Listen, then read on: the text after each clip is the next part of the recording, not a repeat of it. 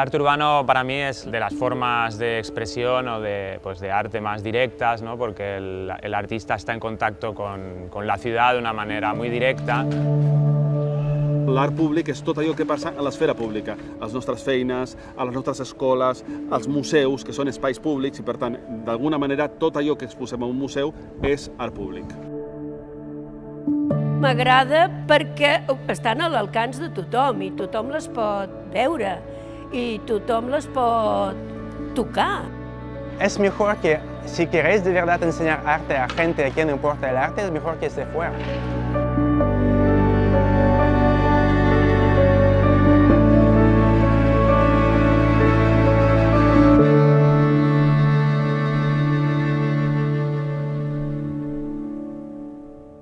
Suposo que representa el virus, ¿no? Menjant-se a la gent o, bueno, contagiant a la gent. Cómo el virus pues va comiendo a la gente y luego que cortarlo de raíz para un poco parar la enfermedad y que no se expanda. Sé que representa la enfermedad del SIDA y más o menos como algo de apoyo, pero nada más. Un artista americano que murió de SIDA en los 90, me parece. Setembre del 84 em ve a la memòria quan inauguràvem el restaurant de Nova York, a l'Internacional. Van venir galeristes i van venir gent de museus i gent del món de l'art.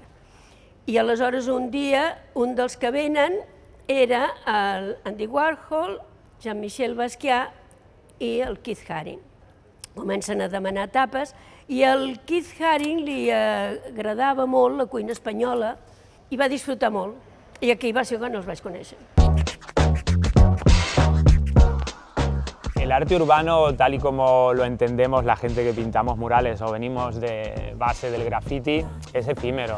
Los niños del Bronx cuando pintaban en el metro sabían que no iba a existir toda la vida, o sea, iba a venir alguien y iba a pintar encima o lo iban a borrar. Lo de Keith Haring es un poco una rara avis, porque lo pintó en otra localización. Él sabía que iba a haber un proceso urbanístico, iba a desaparecer, pero aquí lo tenemos 30 años después, ¿no? Era el mes de febrer, recordo, que hi havia Arco, la Fira d'Arco a Madrid, i el Frederic Amat exposava a la Sala Prats i em va convidar. I quan estem a dintre de l'exposició, me'l veig amb la seva caçadora, amb un grafiti a darrere i amb el seu company. Jo sembla que és el Keith Haring. M'acosto amb ell i li dic si vol fer alguna cosa a Barcelona, em diu que no vol televisions i que no vol periodistes, que ell volia estar tranquil i volia conèixer Barcelona i menjar bé i prou. Jo li dic, no, pintar, només una paret, vull dir alguna cosa. I aleshores li va agradar molt la plaça que hi ha en el barri xino, a darrere del Liceu. Era una plaça de yonquis i un barri de prostitució. Ahora hay toda una corriente de restaurar o de recuperar también, porque al final, sin darnos cuenta, ¿no?, sí que se está creando de alguna manera, pues no sé si llamarlo un patrimonio, pero sí que unas obras que al final, en el sentido que iba comentando de que se van transformando las ciudades, pues tienen un sentido en ese momento en concreto. Jo crec que es va sentir supercòmode i molt content. És que va començar a venir gent, perquè s'ho van dir uns amb els altres. Sabia el que la plaça aquesta passava. I jo crec que d'aquí ve la frase que todos juntos podemos parar el SIDA. Ho va veure i ho va viure.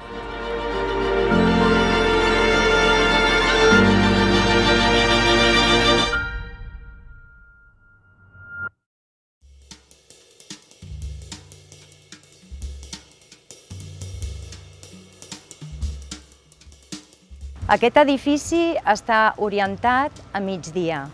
És un edifici que rep la llum des que surt el sol fins que es pon.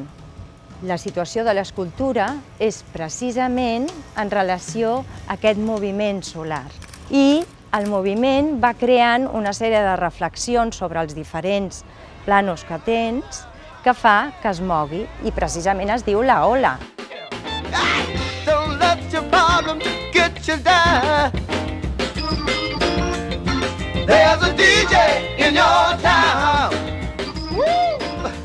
Esa escultura ha jugado una parte, ¿no?, en Es una conexión entre arte de museo y arte de la calle que pasa afuera, ¿no? Llegamos entre arte del patín, de la calle. Quan la van col·locar va ser molt bonic perquè va venir el senyor Teiza i realment va ser un espectacle per tots nosaltres, ell n'estava molt content. Cuando la ves como una ola ola de mar. Y el skate también tiene mucho en común con surf. I es va trencar aquesta barrera entre objecte artístic i públic. Que estic segura que sent com era l'Oteiza, això li hagués encantat. Es como un cubo como destruido, algo así. Como que es una parte incompleta de algo.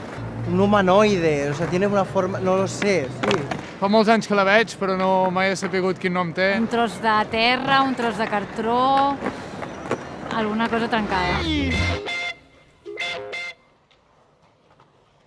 Aquesta obra s'ha restaurat per recuperar la visió original de la peça i primer s'ha sorrejat, s'ha protegit el metall, s'ha aplicat una imprimació protectora, pintat. Aquesta obra dins del museu no tindria cap sentit. L'artista la va crear i la va pensar per estar fora, per estar en un espai públic, interaccionar amb el públic i interaccionar també amb els elements de la natura.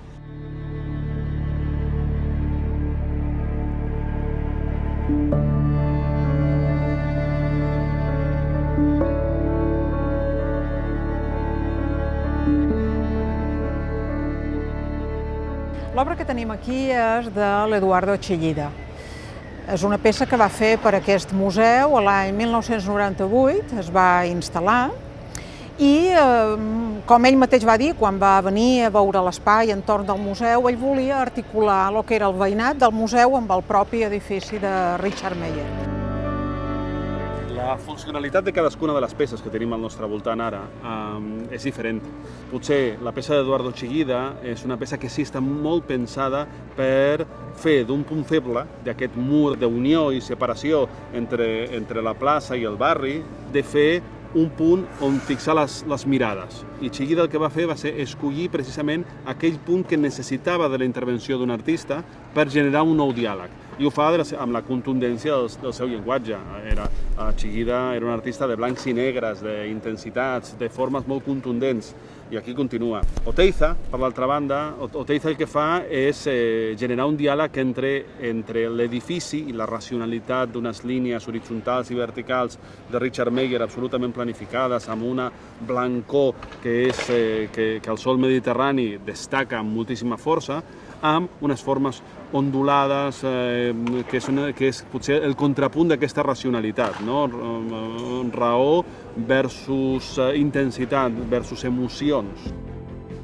Pot transmetre des de l'arquitectura d'una ciutat fins a pedres d'una muntanya, un paisatge. Llego a pensar que es un plano del MACBA.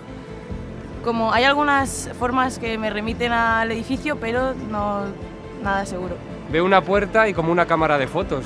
El barrio, un plano, como un plano de... Desde arriba. Sí, mirado desde arriba. Les obres cadascuna té un punt de partida diferent perquè cada artista li dona el seu enfoc. O sigui, Haring era un activista, era una persona que estava a peu de carrer amb la lluita contra la sida en aquest cas. La peça de Chillida és tota una altra concepció, o sigui, és una obra que ell ve aquí, veu quin és el problema, s'emporta el problema a l'estudi, el madura, fa els dibuixos, després ho ha de fer produir en una casa de ceràmiques a França, ho ha de tornar a posar aquí. Vull dir, no hi ha aquest factor d'espontaneïtat, potser, no? Tot es fa que d'origen tinguin uns naixements molt diferents les obres que estan al carrer.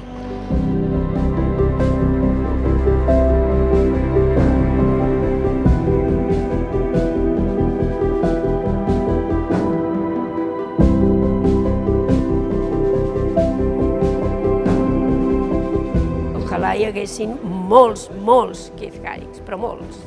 Sí, es importante que arte tenga conexión con futuro, con jóvenes. Es importante que lo vean y lo entiendan. 30, 40 anys després, el que més ens perdura d'aquell moment de lluita contra la sida és una obra d'art. en aquest cas és un Haring, pot ser una obra de teatre, pot ser una pel·lícula, pot ser una novel·la, però com explicarem d'aquí 30, 40, 50 anys la pandèmia de la Covid? Probablement serà amb una obra d'art, amb una pel·lícula, amb una novel·la o amb una obra de teatre.